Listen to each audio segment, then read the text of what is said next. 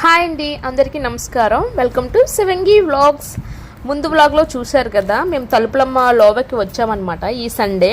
So Sunday video ఇప్పుడు post చేస్తున్నాను. తలుపులమ్మ లోవ తుని దగ్గరలో ఉంది. మా ఫ్యామిలీ అంతా కలిసి ఈరోజు వచ్చామన్నమాట ఇక్కడికి. తలుపులమ్మ తల్లి లోవాలో వెలిసారనమాట. చుట్టూరు కొండలు ఉంటాయి, మధ్యలో దేవత వెలిసారు.